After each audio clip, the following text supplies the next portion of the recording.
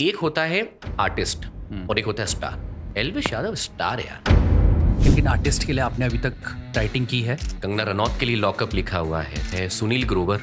I am doctor Gulati and I M MBBS। तो भाई लेकिन अभी तो AI आ गया, आधा काम तो AI से करवा रहे हैं लोग। भाई ये तो अगर आप उसको डेंजरस समझ रहे हो तो वो डेंजरस है। अगर आप सोच रहे हो कि वो आपका दोस्त है तो वो आपका दोस्त है। प्लेग्राउंड एल्विश भाई के साथ कैनी मिनाटी, मुनव्वर फरूकी, मिटपैट, मॉटल, उर्फी जावेद भी अभी इस वाले सीजन के अंदर थी। तो मैं ये पूछना चाह रहा हूँ, आपने जैसे बोला कि जो नए राइटर्स हैं, सबसे फ्रेश राइटर हैं, उनको इतनी जल्दी काम नहीं मिलेगा, तो एक राइटर को अपनी जर्नी कैसे शुरू करनी है? और जो लोग कहते हैं ना कि नहीं मैं अपने एथिक्स पे कॉम्प्रोमाइज नहीं करता, वो अपने घर में बैठते हैं। या तो झूठ बोलते हैं या तो काम नहीं करते हैं। अभी सबसे फेमस वेडिंग कौन सी रही इस साल? अंबानी आनंद, उनकी बहू का बर्थडे था, मैंने उसके लिए लिखा है।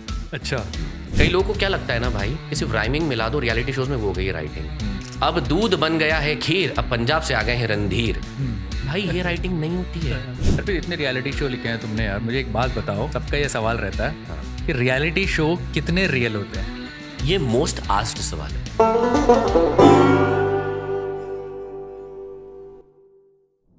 अर्पित मेरे भाई, भाई क्या हाल है? मजे एकदम। तो भाई सबसे पहले मैं एक सवाल पूछता हूँ तुमसे। तुम एक बेस्ट सेलिंग ऑथर हो, तुमने 7 नॉवेल्स लिखे हैं, पिछले 12-15 सालों से एंटरटेनमेंट इंडस्ट्री में काम कर रहे हो, इतने सारे शोज लिखे हैं तुमने। तुमने ज्यादा पैसा कहाँ कमाया है, बुक्स लिख के या शोज लिख के? मैंने 7 किताबें लिखी, हाँ।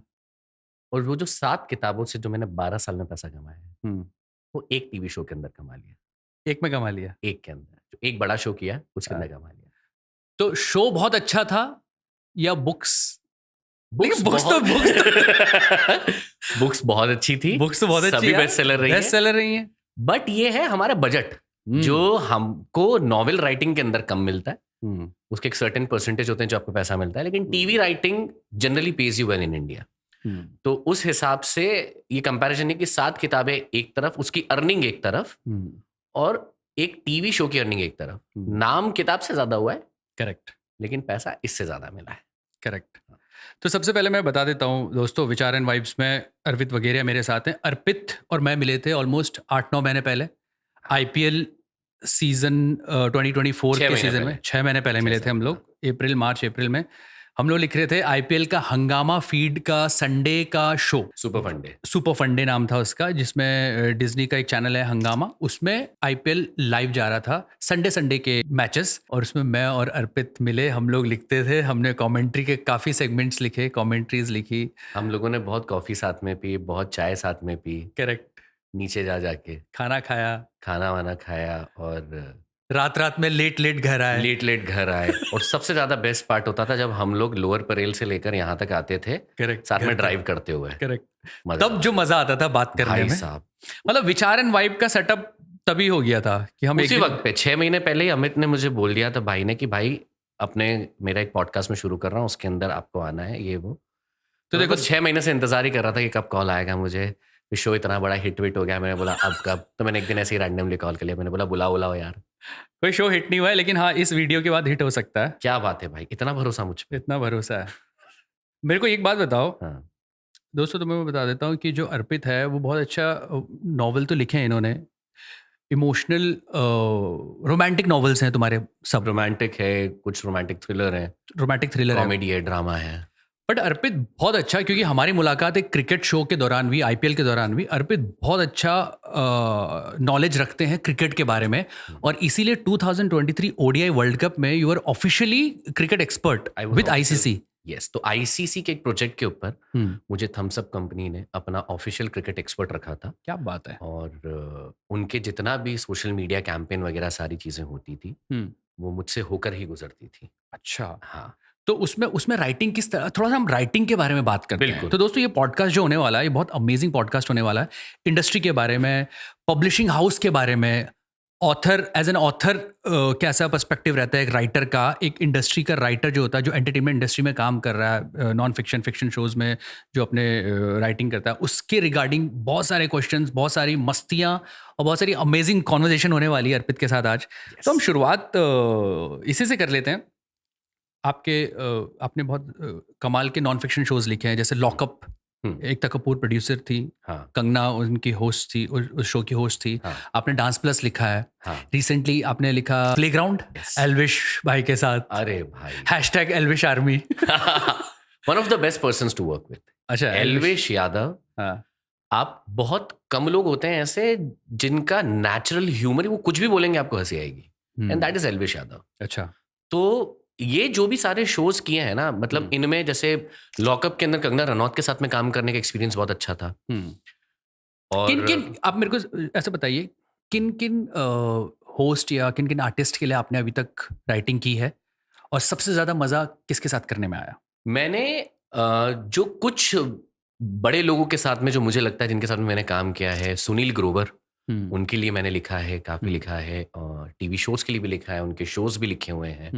कंगना रनौत के लिए लॉकअप लिखा हुआ है, उनके 20 एपिसोड्स लिखे थे उसके अंदर मैंने, जो भी कंगना वहाँ पर बोलती थी तो उसके अंदर कई बार बातों के अंदर, वैसे तो कंगना खुद ही अपने आप में काफ़ी क्वर्की हैं, काफ़ी मज़ेदार हैं, लेकिन आप किसी भी इस लेवल के शो के ऊपर काम करते हैं तो you need a writer support.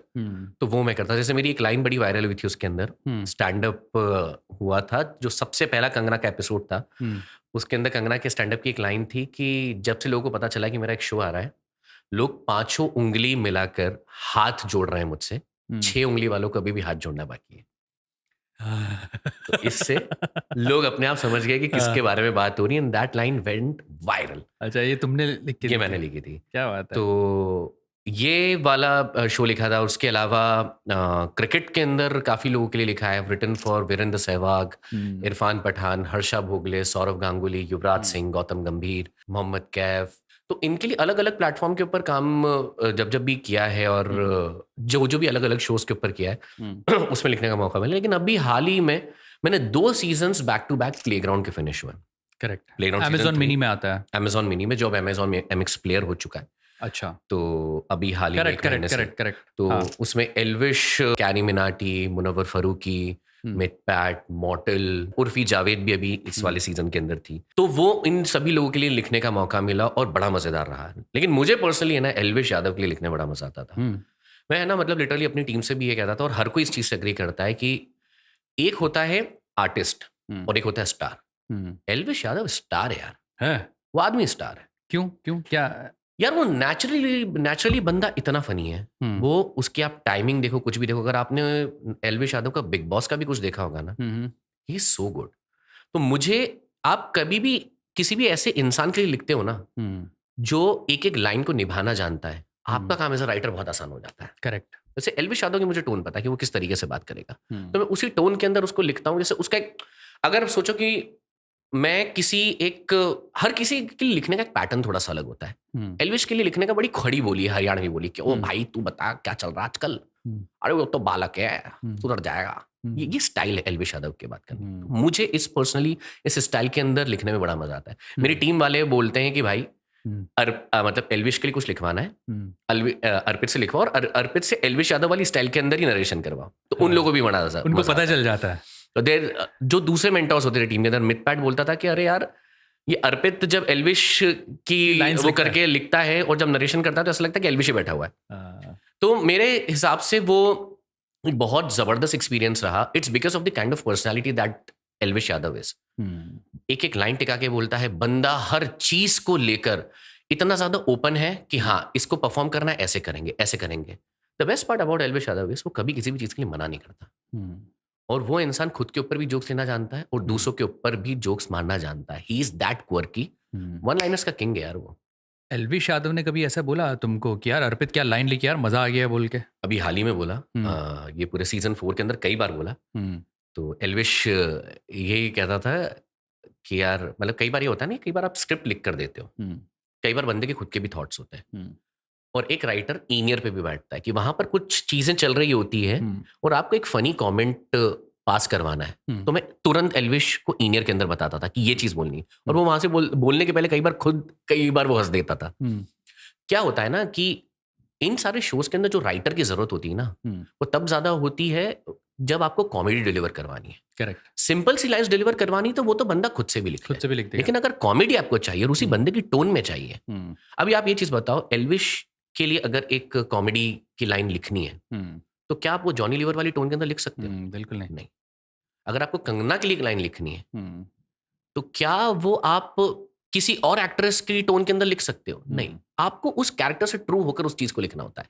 तो मतलब एज ए राइटर आपको कंटेंट तो समझना है, लेकिन उस कंटेंट को कौन बोल रहा है वो सबसे ज्यादा समझना है भाई, है ना? लोग यहीं पर गलती करते हैं। मैं राइटर हूं, एक राइटर हूं, बट मेरे को अगर 100 अलग अलग आर्टिस्ट के लिए काम करना है ना, तो मुझे 100 अलग अलग कैरेक्टर्स को रिसर्च करके लिखना होगा। करेक्ट है। वीरेंद्र सहवाग की बोलने का तरीका है, वो ट्विटर पे किस तरीके से बात करते हैं, कितनी क्वर्की तरीके से बात करते हैं, एक अलग तरीका है। एल्विश का जैसे मैंने अभी आपको एग्जांपल बताया, कंगना का एक तरीका बताया, सुनील ग्रोवर का बात करने का तरीका अलग बताया। अगर एक मैं सिंपल सी कोई सा भी एक जोक मारूंगा नॉर्मल सी लैंग्वेज के अंदर, वो हंसी नहीं आएगी। लेकिन अगर वो सुनील ग्रोवर की टोन जो मशहूर गुलाटी वो करते थे, and I am here to talk with all of you guys and I am doctor Gulati and I am MBBS, तो ये इस चीज के ऊपर कोई पंच नहीं था, लेकिन उसकी टोन इतनी फनी थी कि उस चीज से वो फनी बन गई। लेकिन आप इतनी, जब बंदा ऑलरेडी फनी, उसका कैरेक्टर इतना फनी, अगर आप उसके अंदर जोक डाल देते हो तो वो कितना बड़ा पंच होकर फुटता है।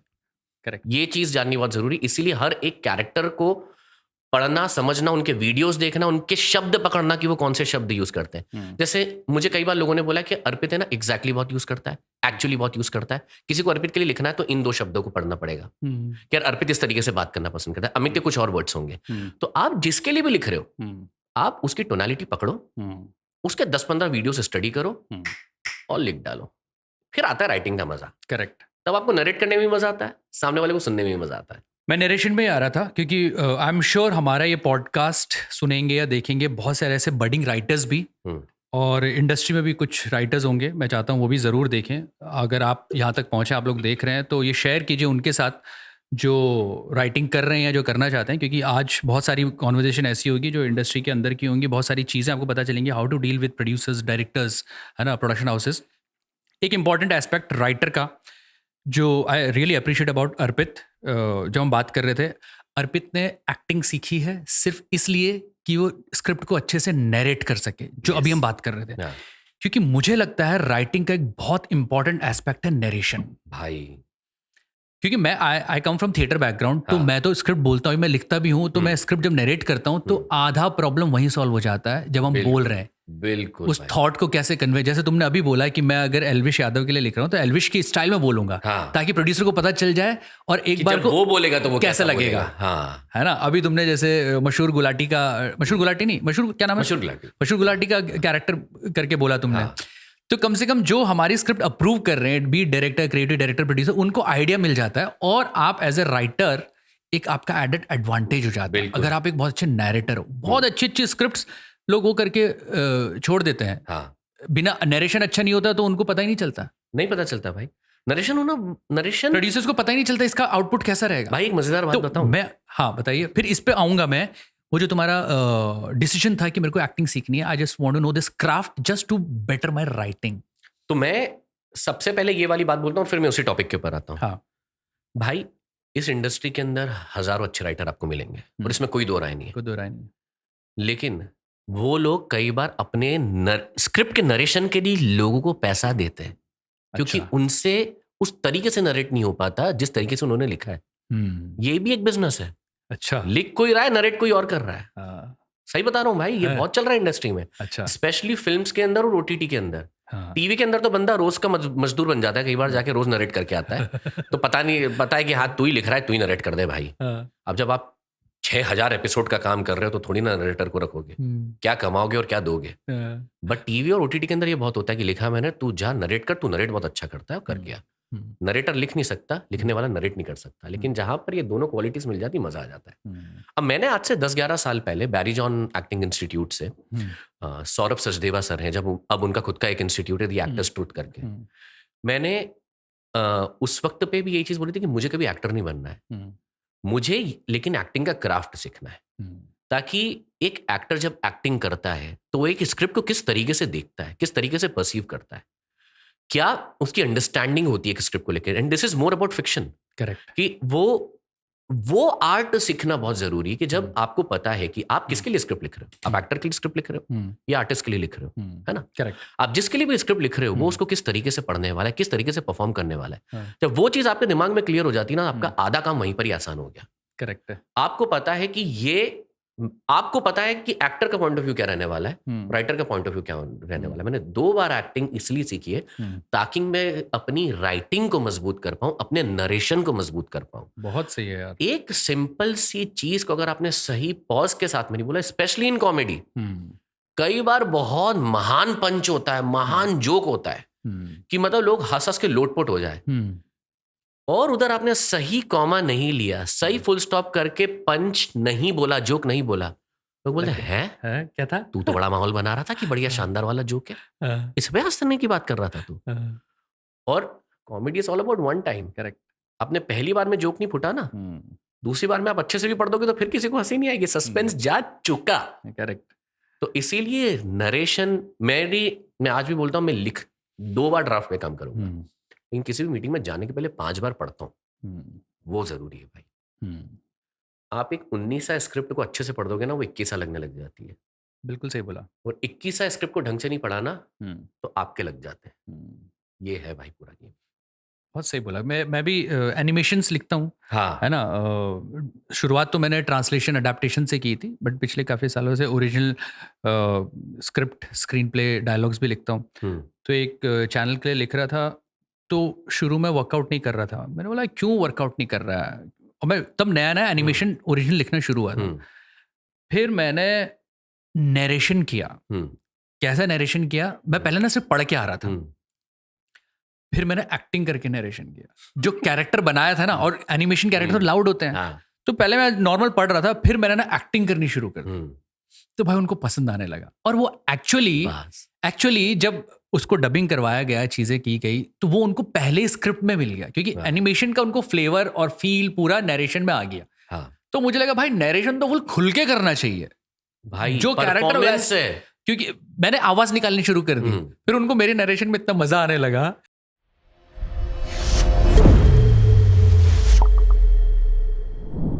कभी कभी क्या होता था, स्क्रिप्ट दमदार नहीं होती थी, मैं नरेशन करते करते इम्प्रोवाइज कर रहा हूँ। मैं इम्प्रोवाइज कर रहा हूँ। तो हाँ सही है, सामने वाले को लगता है कन्विंस्ड है। हाँ, ये हंस रहा है, मतलब कुछ सही ही कर रहा होगा। भाई मैं है ना, जब शुरू में कॉमेडी स्क्रिप्ट नरेट करता था ना, मुझसे होती नहीं थी, मेरी टांगे कांप जाती थी। भाई मुझे रात भर नींद नहीं आती थी, ये सोचे कि मुझे कल क्या नरेट करना है। मैंने 1-2 बार, मैं जिसके साथ पहले काम करता था, उसने कुछ अच्छे गैग्स वगैरह लिखे हुए थे, लेकिन वो मीटिंग में नहीं आ पाया। उसने बोला अर्पित तू नरेट कर देना। उसकी one of the best scripts अपने दम पर रिजेक्ट करवा के आया हूं मैं। क्योंकि उन्होंने और चैनल वालों ने उसको कॉल करके बोला, यार तूने तो बोला था कॉमेडी, ये तो इमोशनल थी यार। This is about narration. और भाई जो आत्मा जलती थी, यार मतलब जो आप लिख रहे हो, अगर वो ही नहीं पढ़ पा रहे हो ढंग से, तो फिर क्या मतलब है यार। तो राइटर आज की तारीख में सिर्फ राइटर होना जरूरी नहीं है, आपको ऑलराउंडर होना जरूरी है, आपको नरेटर होना जरूरी है, आपको अच्छे से, जैसे आप बोल रहे हो ना, परफॉर्म करना, आपको वो आवाजें निकालनी जरूरी है जो वो कैरेक्टर की है। Correct. उसके नुआंसेस पकड़ने जरूरी है। और भाई 100 बात की एक बात, अगर आप आपकी स्क्रिप्ट को एंजॉय करके पढ़ रहे हो, तो सुनने वाला, देखने वाला भी उसको एंजॉय करके ही देखेगा। अगर आप कन्विंस नहीं हो, तो साफ साफ ये तो कैमरा है भाई, ये पकड़ लेता है। करेक्ट। लोग जो मीटिंग में बैठे हुए रहते हैं ना, वो भी पकड़ लेते हैं कि नहीं भाई मजा नहीं आ रहा। तो ये भी तुमने सीखा है विद द टाइम? बिल्कुल भाई, ये मेरे को, और ये कोई रात, ऐसा नहीं कि ओवरनाइट सीख गए। 3 साल, 4 साल, 5 साल, धीरे धीरे कर करके कॉन्फिडेंस बढ़ता है। और उसके बाद में भी ऐसा नहीं कि आप वापस कभी डाउन नहीं जाते हो। एक नरेशन आपका खराब हो गया, आपका वापस से कॉन्फिडेंस डगमगाने लग जाता है। लेकिन हाँ, इतना नहीं डगमगाता क्योंकि आपको पता है कि आपने अच्छा काम किया है, आपको नरेट करना आता है। It was just one of take. ये सीखना बहुत जरूरी है। Narration, the art of voice, आप जो आप ही का काम है, ये सारी चीजें सीखना बहुत जरूरी है। एक राइटर के लिए तो बहुत जरूरी है। मैं ये कहता हूँ, राइटिंग सीख रहे हो, अच्छी बात है, साथ में नरेशन भी सीखो। अगर आपको लंबा वक्त 15-20 साल, 25 साल राइटिंग करनी है तो करेक्ट, नहीं तो भूल जाओ। ये बड़ी इंटरेस्टिंग बात निकल के आई यार नरेशन की। हाँ। और आपने बड़ी सही बोली, अगर लंबा जाना है राइटिंग में, तो अपना कंटेंट नरेट करना भी सीख लो गुरु। और अगर नहीं आता आपको नरेशन करना, तो जैसे अर्पित ने क्लासेस ली अपने आप को अपग्रेड करने के लिए, आप बिल्कुल वॉइस ट्रेनिंग लो, एक्टिंग सीखो। क्योंकि हम कहीं ना कहीं, अब फिक्शन लिखो चाहे नॉन फिक्शन लिखो, हम एक कैरेक्टर के लिए लिखते हैं ना। अगर नॉन फिक्शन भी कोई होस्ट करता है, जैसे मैं डिस्कवरी एनजीसी के शोज लिखता हूँ, होस्ट है, बट वो भी एक अपनी पर्सनालिटी का एक कैरेक्टर है ना, वो जो होस्ट कर रहा है शो को एक जोन में जाके, जैसे अभी रन विजय के लिए जैसे मैं लिख रहा था, तो वो मिस्ट्री हंटर शो है डिस्कवरी का, but he is run Vijay getting into the zone of mysteries, histories, तो उसकी लैंग्वेज वैसी होनी चाहिए, जब वो बोले तो एक खोजी है ना, एक एडवेंचर उसकी होनी चाहिए, लेकिन फिर भी वो रणविजय ही होना चाहिए, फिर भी रणविजय होना ये चाहिए। इतना इंपॉर्टेंट है ना भाई, समझना। राइट, आप रणविजय को भी चेंज नहीं कर सकते और शो के प्रॉमिस को भी चेंज नहीं कर सकते। It's like two world coming together. Correct. और आप वो साथ में लेकर आ रहे हो, वो सबसे बड़ा चैलेंज। और ये सारी चीजें आप तब समझते हो जब आपको इन सारी चीजों का नॉलेज हो। इसलिए राइटर को वो सब गेन करना बहुत जरूरी है। बहुत जरूरी है भाई, बहुत जरूरी सिर्फ कुछ काफिया मिला देना या कुछ कहानी में कैरेक्टर डेवलप कर देना ही राइटर का काम नहीं। आजकल इतना चैलेंज बढ़ गया है भाई इंडस्ट्री में। कई लोगों को मैं बता रहा हूँ, और शायद इससे इंडस्ट्री वाले 4 लोग नाराज भी हों, लेकिन हो जाने दो। कई लोगों को क्या लगता है ना भाई, कि सिर्फ राइमिंग मिला दो, रियलिटी शोज में वो हो गई राइटिंग। अब दूध बन गया है खीर, अब पंजाब से आ गए हैं रणधीर। भाई ये राइटिंग नहीं होती है। राइटिंग वो होती है कि आप सिंपल से सिंपल चीजों को कितनी इंटरेस्टिंग तरीके से कह रहे हो, दैट इज राइटिंग। करेक्ट। और ये सेंस किसी में होता है, किसी में डेवलप करना पड़ता है with the time, with the show, है ना, अलग अलग डायरेक्टर्स के साथ, अलग अलग प्रोडक्शन के साथ काम करके। बट ये जितनी जल्दी समझ जाओ उतनी जल्दी आप आगे समझ जाओ, सीखो। और हमेशा ये चीज समझो कि भाई मुझे आज भी 100% नहीं आता। करेक्ट। मैं आपसे मिल रहा हूँ, मैं कुछ सीख रहा हूँ। मैं किसी और शो में मिल रहा हूँ, उनके 5 लोगों से कुछ ना कुछ सीख रहा हूँ। अगर आप उन 5 लोगों से नहीं सीख रहे हो तो आप अपना टाइम वेस्ट कर रहे हो। करेक्ट। फिर इतने रियलिटी शो लिखे हैं तुमने यार, मुझे एक बात बताओ। सबका ये सवाल रहता है कि रियलिटी शो कितने रियल होते हैं? ये मोस्ट आस्क्ड सवाल है। हर कोई यही पूछता है कि रियलिटी शो कितने रियल होते हैं, क्या ये स्क्रिप्टेड होते हैं, क्या रिजल्ट्स फिक्स होते हैं। और भाई ये दोस्तों से लेकर, मेरे रिश्तेदारों से लेकर, मेरे रीडर्स, फैंस जो हैं, उन सब से लेकर हर किसी ने ये चीज पूछा है। और इसका जवाब है ये प्लान्ड होते हैं। प्लान्ड होते हैं इन द सेंस कि चीजें, जैसे आप देखते हो ना कि बिग बॉस के अंदर झगड़े हो रहे हैं, ये इस नेचर के शोज को कभी भी स्क्रिप्टेड नहीं किया जा सकता। आप कैसे हर रोज की जिंदगी के एक एक मोमेंट को स्क्रिप्ट करोगे? लेकिन आप प्लान किस तरीके से करते हो? आप ऐसी सिचुएशन में डालते हो कि 2 लोग झगड़े, या फिर नहीं झगड़े तो उनका कैरेक्टर क्या निकल के बाहर आ रहा है। और उसमें सबसे ज्यादा जरूरी चीज ये होती है कि ये आपको हमेशा हर रोज ऐसी ऐसी सिचुएशन के अंदर डाला जाएगा जो आपकी पर्सनालिटी को चैलेंज करेगी। आपसे वो चीज करवाई आपको ये नहीं कहा जा रहा है कि आप वो चीज करो, आप जाके लड़ो, आप उसको मार दो, आप उसको धक्के मार के घर से बाहर कर दो, आप उसके साथ में लव एंगल बनाओ, नहीं। लेकिन एक क्रिएटिव टीम होती है जो कुछ एंगल्स निकालने के लिए आपको टास्क देती है। अभी आप समझो कि आप और मैं, हम दोनों के सामने 1-1 करोड़ रुपए का प्राइज मनी है, लिख के दे दो, आप बोलोगे कि अर्पित तू ले जा, नहीं है पॉसिबल भाई। आप ये बोलोगे मुझे भी जीतना है, और मैं बोलूंगा मुझे भी जीतना है। हम भाई होंगे सगे, लेकिन आपको भी 1 करोड़ जीतना है, मुझे भी 1 करोड़ जीतना है। हम दोनों के बीच में एरिया एक टास्क। तो एक माँ के 2 बच्चे भी होंगे ना, तो उस 1 करोड़ रुपए के लिए लड़ेंगे। तो ये यूं नहीं है कि टीम ने जाके कान में बोल दिया कि लड़ना है, टीवी पे दिखाने के लिए मजेदार वाली टीआरपी आएगी। ऐसा नहीं होने वाला है। आपको टास्क दिया गया है, आप लड़ रहे हो आपके ऑब्जेक्टिव के लिए। और यही तो शो है यार। और सिर्फ लड़ाइयाँ नहीं होती है, और एंटरटेनमेंट वाली चीजें भी होती है। करेक्ट। तो रिजल्ट किसी भी शो के अंदर, सब लोग कान खोल कर सुन लो, स्क्रिप्टेड नहीं होता है। लेकिन स्क्रिप्टेड क्या चीजें होती है वो मैं बताता हूँ। जो भी एक्टर होते हैं, जो भी आर्टिस्ट होते हैं, वो एक्टर है, वो आर्टिस्ट है, लेकिन वो राइटर नहीं है। एक राइटर का काम होता है, आप किसी भी शो के अंदर, अब आप बताओ, आप 3 घंटे की पिक्चर देख रहे हो, एंटरटेनिंग पिक्चर, आप भी एक्सपेक्ट करोगे ना कि थोड़े कॉमेडी मोमेंट्स आए, थोड़े स्मार्ट वन लाइनर्स आए, बातें लिंक में हो, ABCDFGHIZYZ, ऐसा तो नहीं हो सकता। लिंक में होनी चाहिए, सीक्वेंस में होनी चाहिए, पंचेस होने चाहिए, मजेदार बातें होने चाहिए, एनालॉजीज होने चाहिए। ये काम होता है राइटर का। करेक्ट। जो सलमान खान वहां बोलते हैं, उनके लिए उनका राइटर काम करता है। जो मेरे शो के अंदर मैं कंगना के लिए करता था, मेरे शो के अंदर मैं सुनील ग्रोवर के लिए करता था, मेरे शो के दूसरे शोज के अंदर मैं क्रिकेटर्स के लिए करता हूँ। लेकिन इसका मतलब ये नहीं कि उन लोगों के कोई ओरिजिनल थॉट्स नहीं है, होते हैं ऑफ कोर्स, उसी को अलाइन करते हुए ही ये सारी चीजें लिखी जाती है। लेकिन पंचेस देना मेरा काम है, कॉमेडी लिखना मेरा काम है। तो मैं उनके थॉट्स को उस तरीके से पिरोता हूं जिसको उनको भी बोलने में मजा आता है। करेक्ट। कभी भी फोर्सफुली कोई सी भी बात नहीं कहलवाई जाती। लेकिन हाँ, reality show scripted in terms of results नहीं होते। अरे यार खुद बताओ यार, 50 लोग बोलते हैं मुझे ना, अरे भाई एक से बढ़कर एक ऐसे लोग मिलते हैं जो बोलते हैं अबे तुम्हारे तो सारे के सारे शो स्क्रिप्टेड है, तब पहले से फिक्स होता है कि कौन सिंगर बनने, कौन जीतने वाला है सिंगिंग शो में, कौन डांसिंग शो में जीतने वाला है।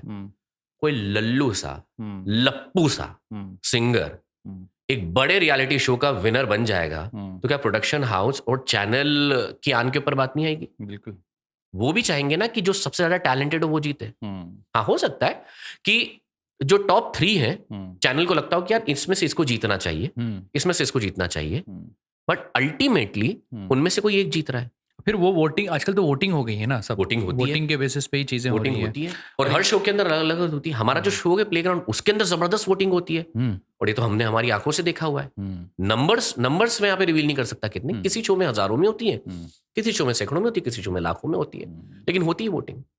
करेक्ट। वेटेज कितना है उस वोटिंग का वो आप लोग डिसाइड करते हो कि कोई सा भी चैनल कि यार हमारे शो के अंदर हम 20% वेटेज रखेंगे वोटिंग का, 50% रखेंगे, 100% रखेंगे, वो आप शुरू से कम्युनिकेट कर देते हो। करेक्ट। वो रूल्स एंड रेगुलेशन में रहता है। अब वोटिंग थोड़ी ना स्क्रिप्टेड होगी यार, मैं थोड़ी ना घर घर पे जा जाके बोलूंगा मेरे फेवरेट कंटेस्टेंट को जाके वोट करो, नहीं ना। इन सारी चीजों के लिए ऑडिट बैठता है भाई। तो ये जो लोग आराम से अपनी कुर्सी पे बैठकर बड़ी बड़ी बातें पेल रहे हैं ना, यार ऐसा सब स्क्रिप्टेड होता है, हमें पता है। तो मैं बोल रहा हूँ सट्टा लगवा दो एक आधी बार 1 आधी करोड़ का कि इन्हें पता है तो 1 करोड़ लगा के तो बोल, देख लगा, और 5 लोगों से लगवा दो। नहीं होता है ऐसा भाई। बातें करना आसान है, बातें करना आसान है, हर चीज का एक सिस्टम होता है। हर मतलब किसी भी शो के अंदर एक ऑडिट बैठता है, छोटी छोटी डिटेल्स चेक की जाती है कि कहीं कुछ फिक्सिंग तो नहीं, ये तो नहीं, वो तो नहीं है। तो सिर्फ बातें पे एक्चुअली बचपन में रियलिटी शो तो अब शुरू हुए हैं, पिछले 25-30 साल से शुरू हुए होंगे, उससे पहले कहाँ रियलिटी होंगे? मेरे हिसाब से तो रियलिटी शो है ना, सारेगामा, इंडियन आइडल से शुरू हुआ था। सारेगामा भी था बट उसमें वोटिंग वगैरह नहीं होती थी। वोटिंग वगैरह नहीं होती थी, आके परफॉर्म करते थे और वो खुद डिसाइड कर लेते थे। 20-22 साल पहले रियलिटी शो। अब एक था, थोड़ा सा लीक सेट की बात कर रहा हूँ, राइटिंग सेट के, सिर्फ इसमें की फिक्सिंग होती है। WWE की मैंने अभी डॉक्यूमेंट्री देखी, तुमने देखी हो मिस्टर मैकमैन? नेटफ्लिक्स में देखी, देखना हो, बहुत इंटरेस्टिंग है। WWE, अगर तुम फैन रहे हो WWE के, भाई तो मैं रॉक जैसे पहले ऊपर कर लेता था ये और वो if you smell what the rock is cooking. मैं भाई सॉरी यार, मैं भी वापस से टॉपिक से भटक गया थोड़ा। मैंने 10th क्लास में ना एक बच्चे को चॉक स्लैम मार दिया था। Chalk slam? हाँ, अंडरटेकर। रॉक का फैन होने के बाद में मैंने अंडरटेकर वाला चॉक स्लैम मारा था क्योंकि वो इजी था। भाई मैंने सुबह सुबह क्या किया पता है? बताओ। बाटा के जूते थे मेरे। हाँ।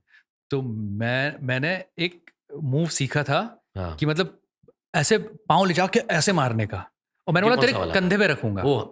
खुद गिर गए? हाँ, मतलब WWE फाइट से इंस्पायर्ड थे चीजें वगैरह। और तब मैं ताइक्वांडो भी सीख रहा था, और अपन स्कूल में तो करते थे, है ना भाई। मैंने उसके सुबह सुबह बाटा के जूते ऐसे पाँव मारा और यहाँ पर छाप दिया। ओ भाई साहब, सुबह सुबह प्रेयर से पहले भाई साहब उसका नाक लाल हो गई। वहाँ पे एंट्री हुई होगी फिर मम्मी पापा यहाँ से लेकर यहाँ तक। नहीं, उसको बहुत सॉरी बोला मैंने 5th-6th क्लास में। मेरा है ना स्कूल बड़ा छोटा सा था इंदौर में, तो मैंने वो अच्छा मेरे को है ना, वो मेरा दोस्त था जिसको मैंने मारा, बट मैं मार भी दोस्त को ही सकता था। मैं किसी और को मारता तो मेरे को पेल देता हूँ। तो मैंने चॉक स्लैम उसको मैं डिसाइड करके आया था कि आज मेरे को चॉक स्लैम मारना है। ये कोई भी मेरे 2 दोस्त थे, मैंने सोचा इनमें से कोई भी एक भी बात बोलेगा ना तो मेरे को एकदम से चॉक स्लैम मारना है। मैंने उसको यूं करके यूं लिया और यूं करके यूं मारा। अब उसके ना सर पे वो पानी की टंकी होती थी स्कूल के टेरेस पे, यहाँ पे लगी, खून नहीं आया, और वो अरे अर्पित ये क्या हो गया, ये क्या हो गया, वो वाली चीजें हो गई। तो भाई मैंने पहली बार शंकर महादेवन ने ब्रेथलेस गाना गाया था ना, मैंने ब्रेथलेस सॉरी बोले एक के बाद एक भाई सॉरी यार वो गलती से, अरे भाई अरे तूने मेरे को चॉक स्लैम, उसको पता चॉक स्लैम पड़ गया है मेरे में। अब वो तो भाई अगर वो उस वक्त के ऊपर वो सीरियस नहीं हो रही होती ना चीज, मुझसे 1 2 3 करके जीत भी जाता। ये इम्पैक्ट होता है।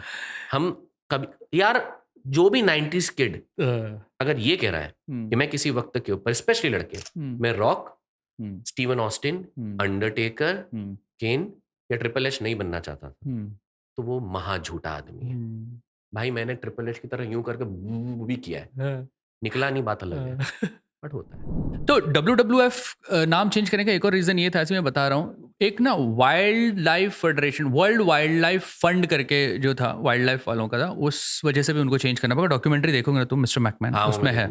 मैकमैन तो ओनर था ना WWF हाँ, का। Vince McMahon. बड़े बहुत डॉक्यूमेंट्री देखो यार, ये मुझे नहीं रिकमेंडेशन पसंद है। था वो आदमी। किसी को नहीं पसंद भाई, उस वो देखना। मुझे स्टेफनी पसंद है क्या? स्टेफनी मैकमैन पसंद भाई उसके बहुत इंटरव्यू है उसमें। वो सीरीज देखना, और ये रिकमेंडेशन है सबके लिए भी, अगर जो देख रहे हैं ये। दोस्तों, विचार एंड वाइब्स के पॉडकास्ट में आप अलग अलग आर्टिस्ट की स्टोरीज सुनते हैं। अगर आपको कहानियां सुनना पसंद है ऑडियो में, तो डाउनलोड कीजिए ऑडियो पिटारा ऐप, जहां पर आपको बहुत ही अमेजिंग ऐसी ऐसी कहानियां मिलेंगी जिसे सुन के आप उसके हो जाएंगे दीवाने। मजेदार कहानियां हैं। ऑडियो पिटारा ऐप है हमारा, उसको डाउनलोड कीजिए भैया, क्योंकि सुनना जरूरी है। Download the app now now.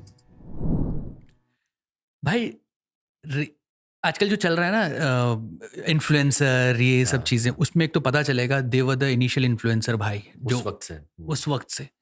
और ये बंदा बिजनेस करना इसको पता है। ये इतना हरामी बंदा विंस मैकमैन, ये स्टोरी क्रिएट करता था, सब झूठी स्टोरी, और ऐसे कि यू हेट हिम नाउ।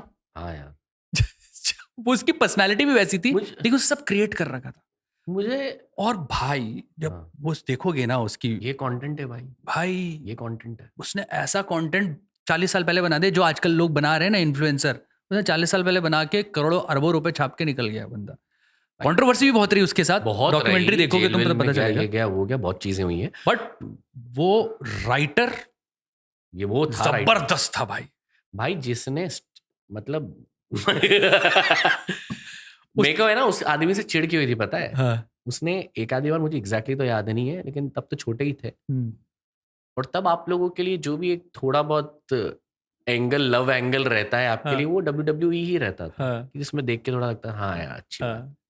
मुझे उसने स्टेफनी मैकमैन को एक बार चिल्ला दिया था किसी चीज को लेके, थप्पड़ मार दिया। तो मैंने बोला नहीं, स्टेफनी पे हाथ नहीं उठा सकते तुम मेरे सामने तो बिल्कुल नहीं। करेक्ट भाई, मैं वो बंदा हूँ। अच्छा, ये अब पता चल रहा है सारे कंटेंट का पार्ट था। तो ये उस वक्त का सबसे बड़ा राइटर है, लेकिन भाई मैं इतना सीरियस था स्टेफनी के लिए। मैं वो फ्लेम्स निकालता था, अर्पित फ्लेम्स स्टेफनी। फिर जब पता चला कि ये स्टेफनी कट एंगल के साथ में धोखा दे रही है ट्रिपल एच को, तो फिर अर्पित फ्लेम्स ट्रिश स्टेटस हो गया था। तो ये सारी चीजें की है भाई। अब पता चल रहा है इनके कंटेंट के अंदर अपन भी उलझे हुए। ये सबसे बड़े राइटर अपन क्या है? अपन क्या भाई? तो देखना जरूर भाई, मजा आ जाएगा। नहीं, मैं देखूंगा। देखना, उस आदमी से तो पुरानी खुन्नस है। इसके बाद और नफरत होने लगी हुई। 4 साल से इंटरव्यू ना फोड़ दूं मैं। 4 साल से इंटरव्यू चल रहे थे उसके। तो शायद 2 साल पहले तो एक उसने रिजाइन कर दिया था, तो उसके बाद इंटरव्यू भी नहीं हुआ। शक्ल से बैंक का क्लर्क लगता था मुझे वो पहले, बट इतना बड़ा आदमी, बॉडी वॉडी ये वो सब। अच्छी स्टोरी है, लेकिन मजा आ गया मुझे एज ए कंटेंट कंज्यूम करने में। मजा आया मेरे को। डॉक्यूमेंट्री मैंने फ्लाइट में भी देखी। नहीं देखूंगा 2-3 एपिसोड उसके। 100%। खैर, कमिंग बैक टू राइटिंग, अर्पित यार मुझे एक बात बताओ, तुम जो अभी हमको सुन रहे हैं, जो देख रहे हैं, सबसे पहले ये बताओ इस आगे की कॉन्वर्जेशन में कि राइटिंग कितने तरह की राइटिंग होती है, और राइटिंग के अलग अलग जो जॉनराज हैं, हम क्या क्या करके एज ए राइटर पैसा कमा सकते हैं। भाई, आप किसी चीज का नाम लो, दुनिया में किसी चीज का नाम लो, उसमें राइटिंग है। मैं आपको बताऊं, लोगों को लगता है तो आप टीवी के लिए लिखते हो, या तो OTT के लिए लिखते हो, या तो नॉवेल्स लिखते हो, या तो न्यूज़पेपर के लिए लिखते हो, या आप डिजिटल न्यूज़ चैनल्स के लिए लिखते हो। भाई, इससे बाहर बहुत बड़ी दुनिया है। लोग शादी के लिए लिखते हैं। मैं खुद किन किन चीजों के लिए लिख चुका हूं, मैं बताता हूँ। शादी के लिए लिखते हैं। शादी के लिए क्या लिखते हो? एंकर्स। अच्छा, शादी में जो इवेंट्स होते हैं आजकल। बड़े बड़े सेलिब्रिटीज अगर शादी में जाकर नाच सकते हैं, तो हम जैसे राइटर्स भी शादी के लिए लिख सकते हैं। बिल्कुल लिख सकते हैं। पैसा मिलेगा, लिखेंगे। करेक्ट। और शादियों में होता है बहुत अच्छा पैसा। मैंने अभी में जस्ट फ्यू डेज बैक, ये तो शादी की बात नहीं, बट मैं शादी से वहां पे पहुंच रहा हूँ। अभी सबसे फेमस वेडिंग कौन सी रही इस साल? अंबानीज अनंत। उनकी बहू का बर्थडे था अभी। मैंने उसके लिए लिखा है। अच्छा। एक छोटा सा पीस ऑफ 1.5 minutes। बट मैं बोल रहा हूँ, ये किसी ने सोचा नहीं होगा कि ये भी चीजें लिखी जाती हैं। वो लिखी है मैंने। उसके अलावा आप इंडिया के अंदर तो नहीं पता, इंडिया के बाहर यूलॉजीज लिखी जाती हैं जब आदमी कोई मर जाता है, तो उसके लिए उसकी मैयत के अंदर लोग क्या बोलें, क्या अच्छी बातें करें, उसके लिए भी लिखा जाता है भाई। वेबसाइट्स के लिए लिखा जाता है, शादी के लिए जो एंकर्स एंकरिंग करते हैं ना, बिना राइमिंग वाली, राइमिंग से मुझे सख्त नफरत है, तो जो बिना राइमिंग वाली चीजें होती है वो भी लिखी जाती है। बर्थडे पार्टीज के अंदर क्या बोलने वाला एंकर वो भी लिखा जाता है। उसके अलावा आप सोशल मीडिया के ऊपर कई राइटर्स हैं, सोशल मीडिया के लिए लिखने वाले। करेक्ट। मेरा एक दोस्त था, दोस्त तो क्या था, मतलब काम किया हुआ था, प्रोफेशनल कलीग था। मुझे एक दिन कहता कि मेरी मम्मी की 60th बर्थडे है, तो यार मेरे को मम्मी के लिए कुछ लिखना है। मैं बोला क्या किताब विताब लिखनी, क्या बोला, अरे नहीं रे किताब विताब थोड़ी, वो तुम लोगों का, मुझे तो इंस्टाग्राम के ऊपर एक पोस्ट डालना है।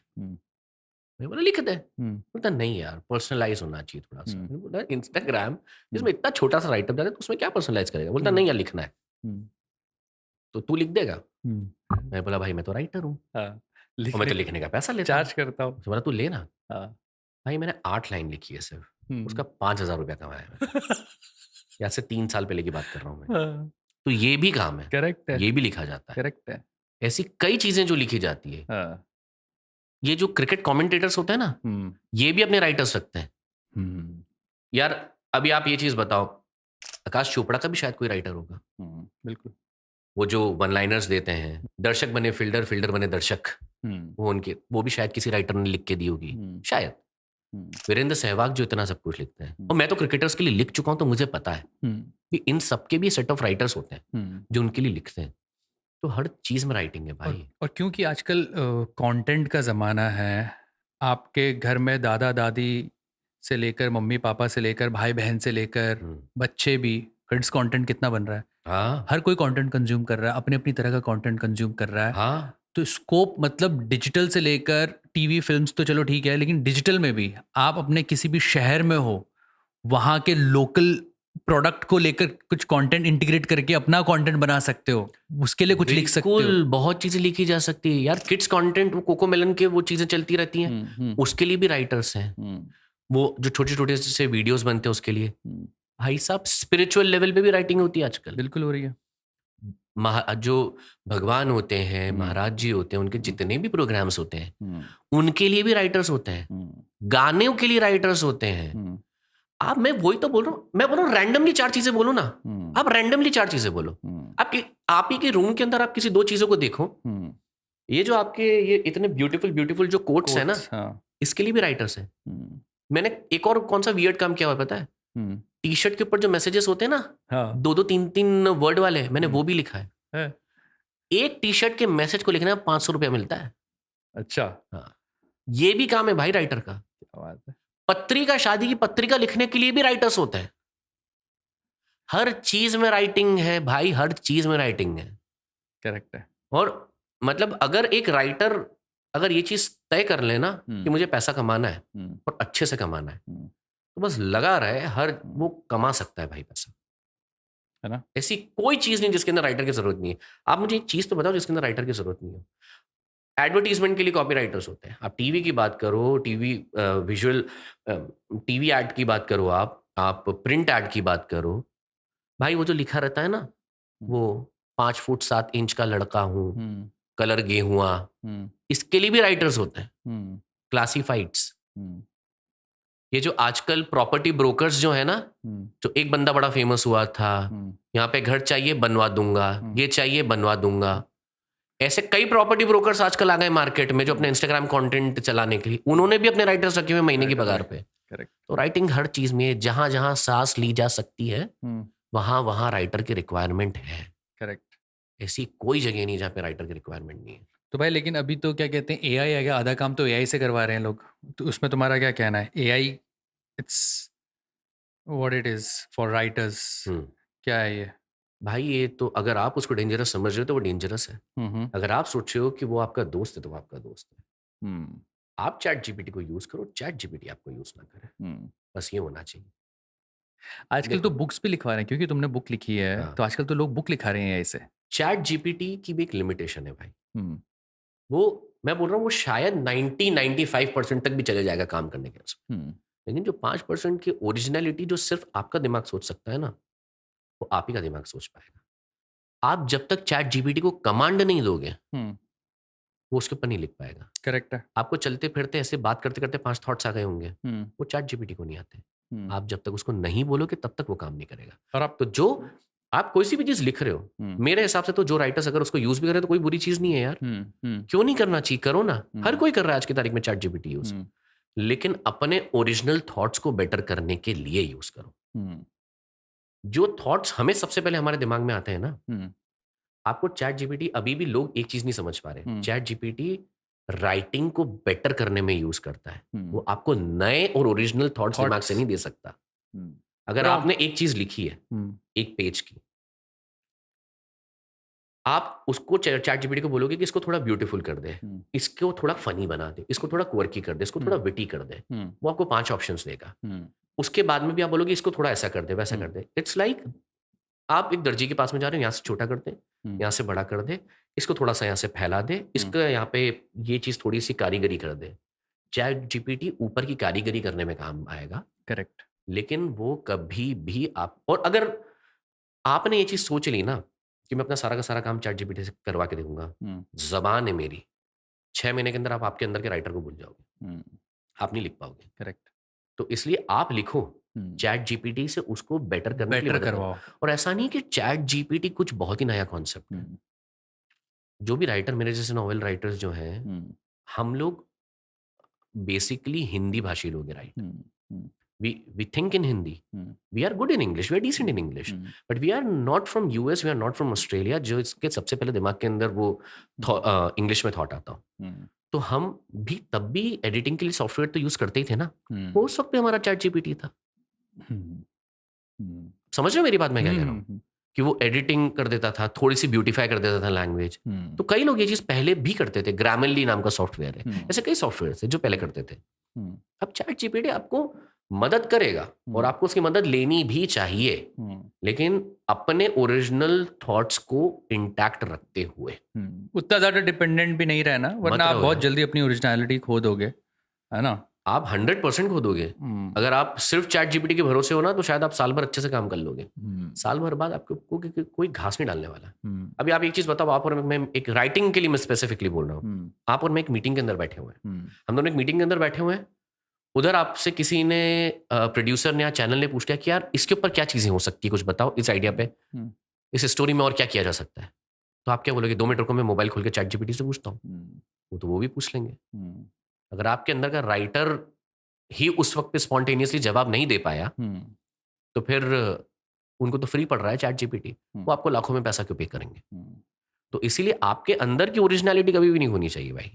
हाँ, लेकिन कुछ कुछ राइटिंग अभी भी ऐसी हैं, हाँ, जिसमें क्या कहते हैं, कुछ प्रॉम्प्ट्स डाल दिया आपने और वो आपको अच्छा कंटेंट लिख के दे रहा है in terms of social media से रिलेटेड जो राइटिंग्स हैं, जो कैप्शन लिखना या किसी के क्या कहते हैं, किसी के बारे में लिखना, उसके बारे में प्रॉम्प्ट डाल दिया जिसका मटेरियल ऑलरेडी इंटरनेट पे अवेलेबल है। हाँ, वो आपको चैट जीपीटी से मिल जाता है। कभी कंटेंट राइटर्स जो सोशल मीडिया, डिजिटल मीडिया के लिए लिखते हैं या उसके लिए लिखते हैं, क्या कहते हैं, वेबसाइट्स के लिए लिखते हैं अलग अलग, है ना? तो उनको काफ़ी मदद मिल रही है इससे, चैट जीपीटी से, इन टर्म्स ऑफ पूरा कंटेंट क्रिएट करने की। What makes a difference? Your prompt makes a difference. बिल्कुल। प्रॉम्प्ट देना भी लोगों को नहीं आता है। नहीं आता। मतलब आप अगर प्रॉम्प्ट दे रहे हो, उसके ऊपर उससे कुछ रिप्लाई आ रहा है, उसके बाद में आप उसको कितना कस्टमाइज करके जो आपको एग्जैक्टली चीजें चाहिए वो सही लैंग्वेज में कम्युनिकेट कर रहे हो ना, वो भी जरूरी है। आप कोई सी एक चीज सर्च कर रहे हो और मैं कोई सी एक चीज सर्च कर रहा हूँ, उसके अंदर भी जमीन आसमान का अंतर होगा। करेक्ट। तो एक अच्छे राइटर को आजकल अगर एआई यूज करना है तो अच्छा प्रॉम्प्ट देना भी आना चाहिए। प्रॉम्प्ट देना भी जरूरी है ना? But at the same time मैं वही कह रहा हूँ कि प्रॉम्प्ट दो, चैट जीपीटी को यूज भी करो, सब कुछ करो, लेकिन आपको एक मीटिंग के अंदर शाइन करवाएगा या फिर आपको एक प्रोडक्ट शाइन करवाएगा, वो तभी करवाएगा जब आपके ओरिजिनल थॉट्स होंगे। यार ये चीज तो लिख के रख लो, लोग कितनी नॉवेल्स लिख दें उसके ऊपर, चैट जीपीटी के ऊपर कितना ही कुछ कर ले। फिल्में कभी भी है ना, चैट जीपीटी की बेसिस के ऊपर लिखी नहीं जाएगी और लिखकर उस लेवल पे नहीं जाएगी जिस लेवल पे वो भी जाती है। ह्यूमन इमोशंस बहुत ज़रूरी हैं। आप और मैं जो चीज़ एक्सपीरियंस से सीखे हुए हैं, वो चीज़ हम उसके अंदर डालते हैं, उसको और ब्यूटीफाई करके लिखते हैं। तो इसलिए मैं कह रहा हूँ, पहला ड्राफ्ट तो आपको ही बनाना है। बेटर वो करेगा। बेटर वो कर देगा। हाँ।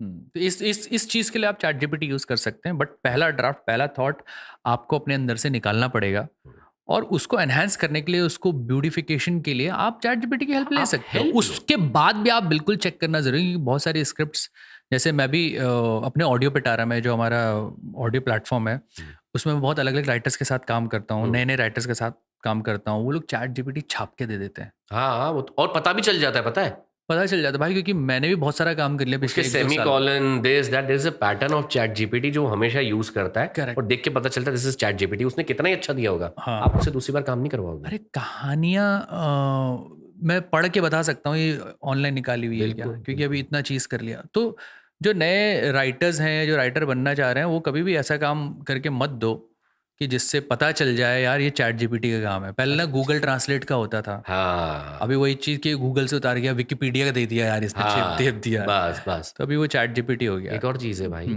चैट जीपीटी भी ना 4-5 प्रॉम्प्ट के बाद में थक जाता है। मैं भी कहता हूँ चैट जीपीटी भी इंसान ही है। वो एक वक्त के बाद में वो भी थक जाता है, वो पुराने रिप्लाई पेलने लग जाता है। बोलता है ये, अरे वापस से वही चीजें वो डाल देता है। मैंने तो चैट जीपीटी को लिटरली गालियां दी है कि अबे समझ तो सही मैं क्या कह रहा हूँ। क्या बोला वो? मैं क्या बोल रहा हूँ गधे, ये समझ। एक वक्त के बाद में वो हार मान के वो भी ढीठ की तरह पुराने रिप्लाई देने लग जाता है।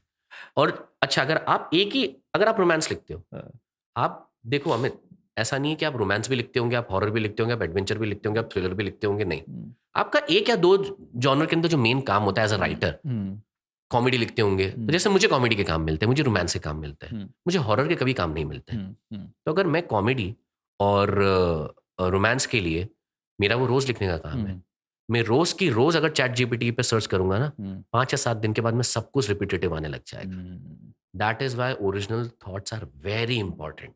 बार बार मैं ये चीज कह रहा हूँ। आज से 10 साल बाद भी चैट जीपीटी कितना ही एडवांस हो जाए, वो ह्यूमन माइंड को और उसकी क्रिएटिविटी को कभी भी रिप्लेस नहीं कर पाएगा। मेरे ख्याल से अर्पित, जब तक तुम्हारे और हमारे अंदर एक चिप ना कनेक्ट हो जाए, हाँ, कि हमारा थॉट प्रोसेस ही इंटरनेट को पता चल रहा है, फिर तो हम ही एआई हो गए ना। हम ही एआई हो जाएंगे। हम ही एआई हो गए। ऐसा हो सकता है क्या यार? हो भी जाए कि एक चिप हमारे ऐसे सिमुलेट कर दिया कि हमारा जो थॉट है उसकी वेव से इंटरनेट पे चीजें चले जाएं, और उनको पता चल जाए कि अमित के दिमाग में क्या चल रहा है, क्या क्या चीजें चल रही हैं।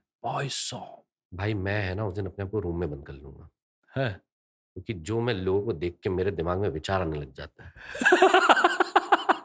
मैं मीटिंग से दूर भागना चाहूंगा, क्योंकि अगर मेरे घुसते से उनको मेरे दिमाग के विचार पता चल गए, तो इससे पहले कि वो मुझे लात मारे, मैं खुद इज्जत के साथ में बाहर जाना पसंद करूंगा। तो ऐसे कभी ऐसे मीटिंग या किसी से मुलाकात भी, कोई अतरंगी चीजें इंडस्ट्री में, प्रोड्यूसर, डायरेक्टर या किसी ऐसे कोई लोग हैं? ऐसे बहुत लोग हैं भाई। तो कुछ सुनाओ किससे एज ए राइटर, जब तुम गए हो या किसी से मिले हो, क्या होता है, वो चल रहा है इंडस्ट्री में, ये तो बताओ। भाई इंडस्ट्री में तो चैट जीपीटी चल रहा है आजकल। बट इसलिए जो ओरिजिनल लिखने वाले राइटर्स हैं, उनकी थोड़ी सी कई बार इज्जत थोड़ी कम ज्यादा हो जाती है। लेकिन 1.5 साल पहले एक शो कर रहा था, न्यू चैनल, तो उधर वो 1-1.5 साल से एक शो को पिच कर रहे थे। तो उन लोगों को 10-12 राइटर्स से उन्होंने ड्राफ्ट लिखवा के देखे, लेकिन जो प्रोडक्शन हाउस नहीं, चैनल, मुझे डायरेक्टली चैनल ने बुलाया था। Okay, basis on my old work. उनको मेरा कोई सा काम बहुत पसंद आया था, उन्हें पता क्या ये शो किसने लिखा है, पता चला अर्पित वगेरिया ने लिखा है, तो उसको बुलाओ। तो उन्होंने फिर भी बोला एक सैंपल लिख कर दो, और मैं सैंपल लिखने के लिए सबसे ज्यादा आगे बढ़ता हूँ। इस इंडस्ट्री के राइटर भाई सैंपल से कतराते हैं, मैं सैंपल सबसे आगे रहकर लिखने को देता हूँ। मैं बोलता हूँ मुझसे आप पहले सैंपल लिखवाओ, फिर हम पैसे की बात करेंगे। क्योंकि अगर आपको मेरा सैंपल पसंद आया, इसका मतलब आपको मेरी आदत लग चुकी है। अगर आपको मेरी आदत लग चुकी है, तो अब मैं पैसा वो मांगूंगा जो मैं चाहता हूँ। हो सकता है आपका बजट हो सकता है ना हो तो अच्छी बात है, आप दे दो, मैं बहुत खुशी खुशी काम करूंगा। और अगर नहीं है तो कोई बात नहीं, किसी और को अपॉर्चुनिटी मिलेगी। लेकिन तो मैं उधर गया, उन लोगों को मेरा काम बहुत पसंद आया। तो और सबसे बड़ी बात, जो एंकर उस शो का होने वाला था, who was going to drive the show, उसको मेरी राइटिंग पसंद आई 12 राइटर्स को रिजेक्ट करने के बाद। अच्छा, और मुझे वो आदमी बहुत पसंद था। तो वही अगेन जो हम शुरू में बात कर रहे थे ना, मैंने उसके वीडियोस देखे थे, वो किस तरीके से बात करता है, वो सारी चीजों को कैच किया। उसने मीटिंग कंप्लीट होने के बाद में बोला, भाई ये तो ऐसा लग रहा है कि मैं ही राइटर बन गया और मैंने ही अपने आप के लिए लिख दिया है, इट वॉज दैट एक्यूरेट। तो मैंने वो लिखा। अब क्या हुआ ना प्रॉब्लम, कि ये वाला जो शो है ये इतना ज्यादा लो बजट था, इतना ज्यादा, गाड़ी में हवा भरवाने का पैसा नहीं इन लोगों के पास में, और इनको शो बनाना है कसम से भाई। मतलब कुछ शो होते हैं जिसमें अच्छा बजट होता है, कुछ होते हैं जो बोलते हैं कि यार हमारे पास में कम बजट है, कुछ बोलते हैं हमारे पास में नहीं है बजट, पर कुछ बोलते हैं तुम खुद लेके आ जाओ कुछ पैसा। हाँ, और कुछ बोलते हैं कि तुम्हारे पास में कुछ हो तो बेच बुचा के लेके आ जाओ। ये वो थे। तो उन्होंने मुझसे पूछा कि आप कितना पैसा लोगे, मैंने बोला मैं इतना पैसा लूंगा। बोलते अरे इतने में तो हमारा पूरा शो का एक एपिसोड बनेगा। मैंने बोला एक राइटर की फीस में पूरा एपिसोड बना रहे हो? बोलते हाँ, इसके अंदर एंकर भी आ गया, हमारा सेट भी लग गया, जो ऑडियंस आती 15-20 लोग की वो भी आ गई, डीओपी भी आ गया, ये भी आ गया, डायरेक्टर भी आ गया, ये भी आ गया, वो भी आ गया। तो मैंने बोला यार ये शो तो नहीं बन पाएगा, ये जितने कम बजट के अंदर बनाने की बात कर रहे हो, ये तो जो वॉलेट में पैसे बच जाते हैं ना थोड़े बहुत, जो दिखते नहीं है आपको चिल्लने, उसमें शो बनाना था इनको। तो वो वाली बात जम नहीं पाई एंकर के साथ में, इनकी बजट के कारण इन्होंने मुझसे 25 एपिसोड लिखवा ली भाई। अच्छा, लिखवा लिए? फिर लिखवा लिए, मतलब एक बजट तय हो गया और राइटर, हाँ बजट मेरा एक तय हो गया था। हाँ। कि चलो तुमको इतना देंगे। हाँ। एंकर के साथ में नेगोशिएशंस चल रहे थे इनके कि यार इतना देंगे उतना देंगे, जो भी इनकी डील चल रही थी वो नहीं हो पाई किसी कारण से। तो इन्होंने मुझे बोला कि यार तुम तो एपिसोड लिखो, ये तो 4 दिन बाद शूट पे जाना है। मतलब ऐसे एक तो हमारी इंडस्ट्री की एक प्रॉब्लम है, तवे पे बैठे हुए रहते हैं सभी के सब। कि मैंने बोला था कि when do you want to shoot this, बोलते यस्टरडे। हम इतना लेटेस्ट शो, तो मेरे से 25 एपिसोड लिखवा लिए उन्होंने 15 दिन के अंदर। मतलब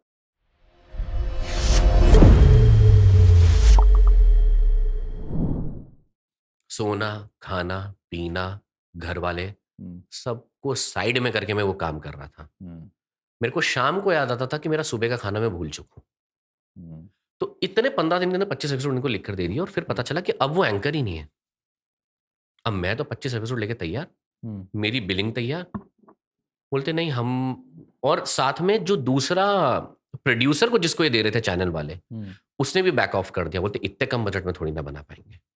अब मैं तो 25 एपिसोड लेकर तैयार। मैंने बोला यार ठीक है, बड़े लोग हैं, बड़े लोगों ने बुलाया है तो पैसा तो दे देंगे। बोलते नहीं, अब जब तक कोई नया एंकर नहीं आ जाता ना तब तक पैसे कहाँ से मिलेंगे तुमको। मैंने बोला ठीक है। नया एंकर आया, वो आदमी गुंडा बदमाश, मैं नाम नहीं लूंगा नहीं तो मेरे को आके मार देगा वो आदमी गुंडा बदमाश, और ये आदमी एकदम सोफिस्टिकेटेड। अब इसकी जिस एक एनालॉजी के साथ में प्यार एक एक शब्द को बच्चे की तरह बड़ा करके जो पाल पोस के सुनाया था मैंने, अब एक गुंडे मवाली की लैंग्वेज के अंदर मुझे उसको डालना था।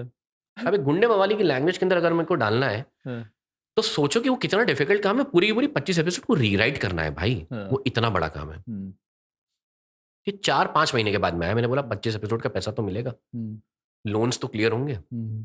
मैंने वो भी किया।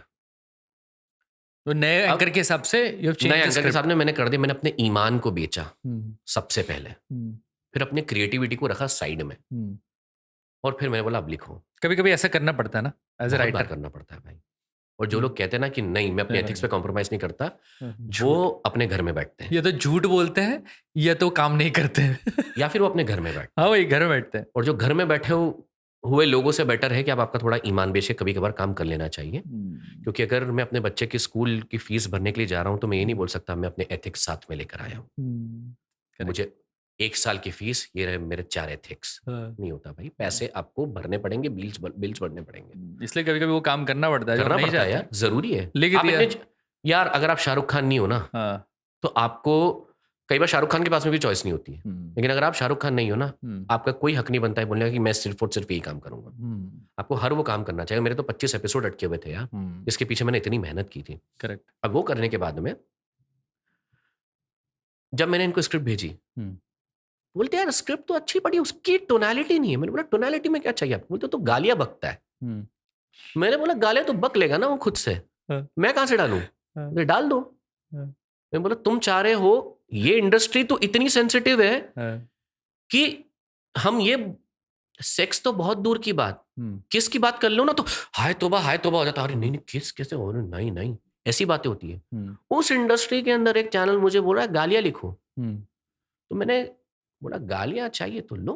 भाई मैं गालियों के अंदर मैंने इतना क्रिएटिविटी दिखाई है ना, इसका ये, उसका वो, इसका यहाँ से वहां, उसका वहां से वहां। मैंने भाई, मैं अगर गालियों की डिक्शनरी अगर किसी को चाहिए तो मैंने बना रखी है, मैं बेचूंगा उसे अमेजोन पे। इतनी अच्छी अच्छी मैंने गालियां रखी उसके अंदर लिखी, और जब वो भर भर के दे दी, बोलते अरे तो ज्यादा हो गई। मैंने बोला तो अब तुम गालियां एडिट करवाओगे मुझसे, तुम कम कर लो। फिर उसके बाद में मैंने गालियां भी कम करके दी इनको। गालियां कम करने के बाद में जब उसके बंदे के पास में स्क्रिप्ट पहुंची है, बोलता अरे ये तो मेरी लैंग्वेज ही नहीं है, ये नहीं है, वो नहीं है, ऐसा नहीं है, वैसा नहीं है। तो मैंने वो भी उसकी चीजें मानकर एडिट करनी पड़ी और फिर देना पड़ा, और फिर फाइनली वो शूट हुआ। और पूरा वक्त, अच्छा उसकी मेरी डील क्या थी, 100% पेमेंट ऑन द स्पॉट होगा। मैंने बोला था ठीक है, अच्छी बात है, इसलिए मैं ये वाला शो कर रहा हूँ। उसका 10% पैसा अभी भी अटका हुआ है मेरा, अभी तक पैसा नहीं मिला। तो वो वाला काम किया, और मैं, कैसे हम प्राइड से बताते हैं ना, whenever you and me do anything, हम लोग फेसबुक पे, इंस्टाग्राम पे हर जगह अनाउंस करते हैं कि ये हमारा आने वाला प्रोजेक्ट है। इनको मैंने कॉन्ट्रैक्ट में ईमेल पे लिखा था, किसी को पता नहीं चलना चाहिए कि ये वाला मैंने लिखा हुआ है। तो ये उन कामों में से है, ये उन कामों में से है जिनके बारे में तुम बात नहीं करना चाहते, जिनके बारे में ना कभी बात की है ना आगे करेंगे। ये लाइफ का सबसे गंदा रहस्य है, जो रहस्य ही बना रहे तो रहस्य बना रहेगा। किसी को पता चल जाए कि अर्पित वगेरिया ने वो वाला शो लिखा है, मेरी किताबें बिकनी बंद, मुझे अच्छे अच्छे टीवी प्रोजेक्ट्स मिलना बंद, फिल्म्स मिलना बंद। जो समझ चुके हैं समझ जाओ, पूछना भी मत कि क्या तुम इस शो के बारे में बात कर रहे हो, नहीं मैं रिप्लाई नहीं करूंगा। वो भाई मेरे को आज भी उस शो के सपने आते हैं। अर्पित यार, बातें जबरदस्त हो रही हैं, मजा आ रहा है भाई। मजा आ रहा है, आई एम श्योर आप लोगों को भी आ रहा होगा। कमेंट कर दो अगर अभी तक मजा आया तो, क्या क्या अच्छी लगी बातें। हाँ यार, कमेंट नहीं करेंगे पता थोड़ी ना चलेगा कि कैसी लग रही है हमारी बातें। हाँ, तो कैसे पता चलेगा? यार करो यार, भला करो। वो होता है ना 11 लोगों को फॉरवर्ड करो, हाँ। वो भी करना बहुत ये जरूरी बात भी है, बहुत तो जरूरी माता रानी बोली। पाप देगी। हाँ, शेयर भी करो जिसको लगता है कि भाई उसको पता होना चाहिए बातें, राइटर एज ए राइटर उसको पता होनी चाहिए। ऐसी चीजें शेयर करते हो ना, तुम भी कूल लगोगे। करेक्ट। तुम्हारी वाइब्स और तुम्हारे विचार को उच्च समझा जाएगा। जो चैनल का नाम प्रमोट हुआ है। करेक्ट। ये होते हैं राइटर। तो भैया अभी नेगोशिएशन पे बात करते हैं। बहुत बड़ा और बहुत इंपॉर्टेंट एस्पेक्ट है किसी भी फ्रीलांसर के लिए, बट राइटर के लिए, क्योंकि अक्सर बोला जाता है राइटर लोग ढंग से नेगोशिएट नहीं कर पाते, या कभी कभी दबा दिया जाता है। बट कभी कभी हमको भी नेगोशिएट होना पड़ता है, इन टर्म्स ऑफ हमको भी समझना पड़ता है एज अ राइटर कि यहाँ पर क्या जरूरी है। तो उसके लिए तुम कैसे करते हो, नेगोशिएट कैसे करते हो, उसके पैरामीटर्स क्या होते हैं, क्या क्या क्राइटेरिया होता है, कहाँ पर तुम नेगोशिएट करते हो, कहाँ पर बिल्कुल अड़ जाते हो, भाई ये तो फिर तुमको मुबारक तुम्हारा प्रोजेक्ट। उसके बारे में थोड़ा बात करते हैं यार मोस्टली राइटर कोई भी क्रिएटिव पर्सन होता है, वो नेगोशिएशन में अक्सर खराब होता है। वही ये मेरा एक्सपीरियंस, ऐसा नहीं कोई रूल है, बट होता है खराब। होता है, बिल्कुल मेरे साथ भी ऐसा होता है, और ऐसे मैंने सुना भी है, काफी एक्सपीरियंस भी लिया है। कि जो सबसे बड़ा रीजन है ना, हम लोग कई बार अपने ही काम को लेकर बहुत इनसिक्योर हो जाते हैं। अगर आपको पता है कि आपका कोई ऑल्टरनेटिव है ही नहीं, तो जो मांगोगे मिलेगा। और अगर आपको लगता है, अगर आपकी मजबूरियां ज्यादा है, आपको लोन पे करना है, आपने घर लिया हुआ है, आपको कार का भी लोन पे करना है, होम लोन भी पे करना है, बच्चों की फीस भी पे करनी है, बीवी हर हफ्ते शॉपिंग के लिए जाती है, तो आपको पता है कि मेरे को महीने के 5-7 लाख रुपए चाहिए मेरे को चाहिए ही चाहिए। तो आपकी तरफ पे जो आएगा ना, आप वो लेना पसंद करोगे, जिस दाम पे आएगा उसमें आप लेना पसंद करोगे, क्योंकि आप फिर कुछ भी काम अपने हाथ से छोड़ने देना नहीं चाहते। तो वहां पर आपकी नेगोशिएशन पावर कम हो जाती है। मैं हमेशा है ना एक ही चीज चाहता हूँ।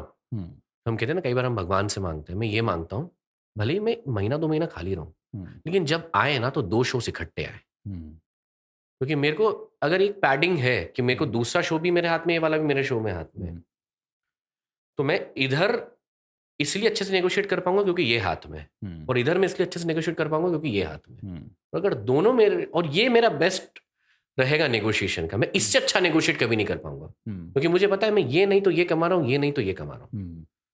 तो आपकी मजबूरियां कितनी है, वो आपके नेगोशिएशन डिसाइड करती है कि आप कितना कर पाओगे। अगर आपकी मजबूरियां नहीं है ना, तो आपकी कीमत मार्केट में 25,000 की होगी ना, तो भी आप 50,000 निकाल लोगे।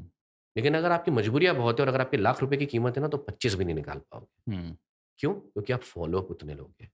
देखो, काम छूटने का जो डर होता है ना, वो सबसे ज्यादा होता है। जब आपको पता है कि मेरे को 30 दिन के अंदर आगे आने वाले 2 लाख, 2.5 लाख, 50,000, लाख रुपया, जो भी आपके खर्चे वो मुझे चाहिए और अभी मेरे पास है नहीं, तो आप सब कुछ लोगे। और तब आप क्या करते हो? एक दिन कॉल नहीं आया, वापस से कमर्शियल वाले को कॉल करोगे, अरे क्या हुआ यार, वो आपने बताया नहीं। तो फिर वो बोलते हैं हाँ यार, अभी हम लोगों का डिस्कशन चल रहा है, 2 दिन में बताते हैं। 2 दिन आप सो नहीं पाओगे, पर 2 दिन के बाद मैं वापस से उसको कॉल कर, 2 दिन होंगे भी नहीं पूरे और आप कॉल कर दोगे, उसका लास्ट सीन देखने लगोगे, उसको मैसेज करने लगोगे कि hey just wanted to catch up, is there any update. उसको पता चल गया आप डेस्परेट हो। इसलिए कमर्शियल्स में उन्हीं लोगों को रखा जाता है जिनमें बहुत पेशेंस है, जिनको काम निकलवाना आता है। इसीलिए सबसे पहली बात तो मजबूरियां मत पालो, क्योंकि अगर वो पाल रहे हो ना, हम नेगोशिएट कभी भी ढंग से नहीं कर पाओगे। करेक्ट। और दूसरी चीज, नेगोशिएशन का एक ही रूल है कि जब आप एक अपना फाइनल प्राइस अपने दिमाग में रख लो, उससे थोड़ा सा 20-25% आगे पीछे बोल दो। और अगर आपको, और फिर अगर वो काम छूट जाए ना, फिर मलाल नहीं होना चाहिए। मेरे को बहुत मलाल होता था शुरू में कि यार मैंने इतना मांगा था और फिर अब वो रिप्लाई नहीं कर रहा, मैं बार बार कॉल कर रहा हूँ, बार बार कॉल कर रहा हूँ, तो उसने जो मैंने बोला उसका 25% कोट कर दिया, तो या तो मैं उस 25% में कर दूंगा, और अगर नहीं कर पाया, मतलब नहीं कर पाया, तो मुझे उस काम के छूटने का तब भी मलाल रहेगा। तो भाई एक ही रूल है, सिंपल रूल है, फॉलो अप बार बार मत करो। फॉलो अप बार बार करोगे, अपना प्राइस और अपनी कीमत, अपनी इज्जत घटाओगे। एक बार प्राइस बोल दो, ये मेरी प्राइस है, बहुत ज्यादा भी नहीं किया। अगर आप 50,000 चार्ज करते हो, 4 लाख मत बोल दो उसको, चाटा मार देगा कि तुमको। 50,000 कीमत है, 70 बोल दो 70,000 मेरी कॉस्ट है, ये मार्केट प्राइस है, मैं इस हिसाब से चार्ज करता हूँ, but I am open for a little bit of negotiations. इतना बोल के भूल जाओ कि उस प्रोजेक्ट के बारे में बात भी हुई है। करेक्ट। इस इंडस्ट्री में काम तभी आपको मिलता है जब वो आगे रहकर कॉल आपके पास में आता है, और डील भी तभी पक्की होती है जब कमर्शियल वाला आगे रहकर फाइनल कॉल आपको करता है।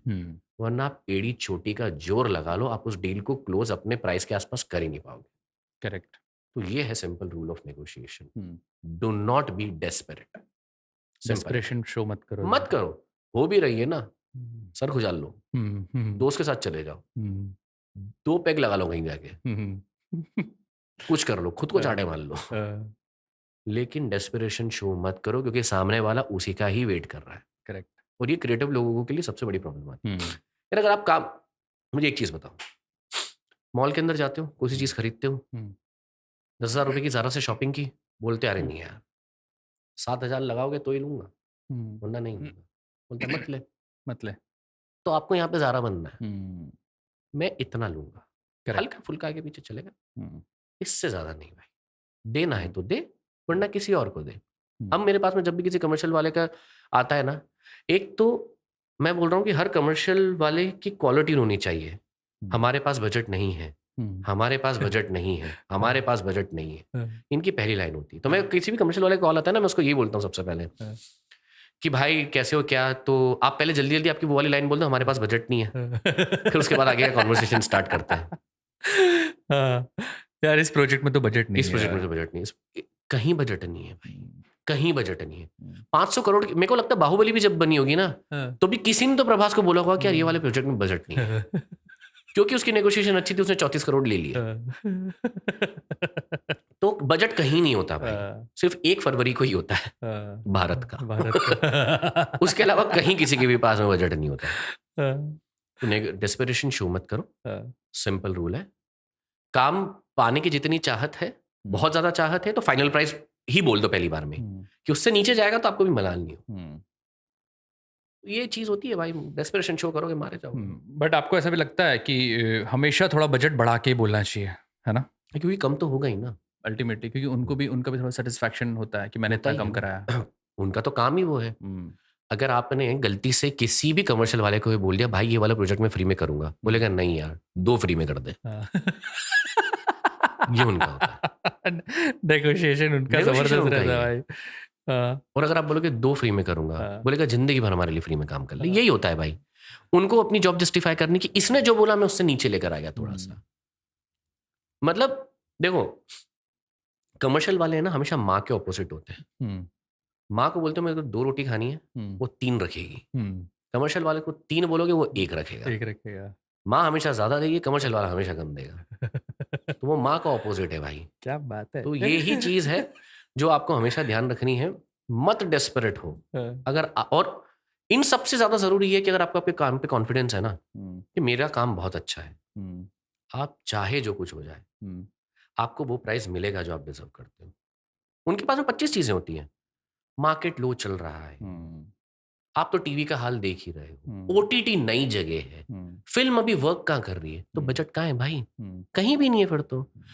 फिर शो स्टार्ट होता है तो एक स्पॉन्सर रहता है, खत्म होते होते 15 स्पॉन्सर आ जाते हैं, तब तो आप हमें एक्स्ट्रा पैसा नहीं दे रहे हो। जो आपने अलग से 5 करोड़ रुपए कमा लिए, तब तो आप हमें नहीं दे रहे हो ना। तो फिर शुरू से अपनी बात रखो, अच्छे से रखो, रूड कभी मत हो। ये इंडस्ट्री में अगर आप रूड हो गए हो ना भाई, इंडस्ट्री आपको लात मार के बाहर करेगी। करेक्ट। प्यार से मना करना सीखो। प्यार से मना नहीं, इससे कम में तो नहीं हो पाएगा। मैं आपको किसी और का नंबर दूं इतने सस्ते में कर देगा, 100% आपके पास में कॉल आएगा। ये रूल है, एक्सपीरियंस है 10-12 साल का। तो नए नए जो राइटर्स हैं, जिनके लिए नए किसी का फर्स्ट टाइमर होंगे, जो पहला शो लिखने की सोच रहे हैं या जिनको कॉल आया है, उनके लिए भी उतना ही एप्लीकेबल है जितना? नहीं, बिल्कुल नहीं। नहीं वो है। तो सीख रहे हैं। उन्हें तो जो मिल रहा है उनको फ्री में भी मिले तो बड़ी बात है भाई। ओके। मतलब ऑफ कोर्स फ्री का मतलब फ्री नहीं होता है, बट जितने प्राइस के अंदर एक जो भी एक नॉर्मल प्राइस के अंदर उनको कोई सी भी डील मिल रही है, सबसे पहली बात तो ये इंडस्ट्री एकदम नया राइटर जो फ्रेश उसको कभी काम नहीं देगी। तो मैं ये पूछना चाह रहा हूँ, आपने जैसे बोला कि जो नए राइटर्स हैं, सबसे फ्रेश राइटर हैं, उनको इतनी जल्दी काम नहीं मिलेगा, तो एक राइटर को अपनी जर्नी कैसे शुरू करनी है? कोई फुल टाइम नॉवल राइटर या ऑथर बनने की सोचे तो उसके लिए क्या सजेशन दोगे? मेरा तो सिंपल सजेशन है, जो पहली बार लिख रहा है तो मत बनो भाई। मैंने भाई लिख दी अपनी प्रेम कहानी के ऊपर एक किताब। खुद की प्रेम कहानी पे किताब लिख दी तुमने? 4 साल तक मुझे कॉन्फिडेंस था कि मेरी गर्लफ्रेंड है। ये तो अच्छा कॉन्फिडेंस था ना भाई। वो बाद में जाके टूटा कॉन्फिडेंस। जो तुम्हारा नॉवल का नाम था chocolate sauce smooth dark and sinful, ये नाम कैसे सोचा तुमने? तो सबसे पहली बात तो जब आप बुक लिख रहे हो ना, तब आप मार्केटिंग के बारे में बिल्कुल मत सोचो। तुमने एज ए राइटर हर चीज का स्वाद चखा है। तुमने बोला मैंने किसी का पोस्ट भी लिखा है, तुमने बुक्स लिखी हैं, 200 300 पेजेस के नॉवेल्स लिखे हैं। क्या सजेशन देना चाहोगे? किसी को भी राइटर बनना है ना, तो इसलिए राइटर ना बने क्योंकि उसको लगता है कि वो फेमस हो जाए। आप अपना नॉवल लिखवाइए हमसे, गोस्ट राइटिंग करवाइए, पब्लिश भी कर रहे हैं आजकल, बहुत सारे पब्लिकेशन हाउस आ गए हैं। भाई इंडिया के अंदर है ना, पब्लिश होना सबसे आसान काम। लेकिन इंडिया के अंदर अच्छे पब्लिशर से पब्लिश होना सबसे डिफिकल्ट काम। यहाँ पर ऑथर्स कम, पब्लिशर ज्यादा है।